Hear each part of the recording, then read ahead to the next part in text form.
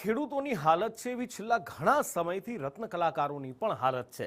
અમરેલી, ભાવનગર, સૌરાષ્ટ્રના અલગ અલગ જિલ્લા છોડીને સુરતમાં ગયા કે ત્યાં બે પાંદડે થઈશું, પણ ત્યાં પણ એવી ફટકાર વાગી કે બે પાંદડે થવાનું તો ઠીક, બે ટનનું ભેગું કરવા માટે પણ ફાંફા પડી ગયા।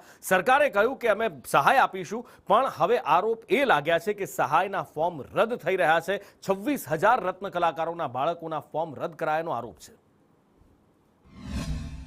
આટલા વર્ષો સુધી અમે ઘસાયા, પરંતુ અમારા બાળકો શિક્ષણથી વંચિત છે। Surat diamond worker union Gujarat દ્વારા આજરોજ સુરત કલેક્ટરને આવેદનપત્ર આપી રજૂઆત કરવામાં આવી છે, કારણ કે હીરામાં મંદી આવે ત્યારે પહેલાં ગામડેથી મદદ મળતી હતી, પરંતુ અત્યારે ત્યાં તો અમારે કમોસમી વરસાદમાં અમારી આશા પર પાણી ફેરવી દીધું છે।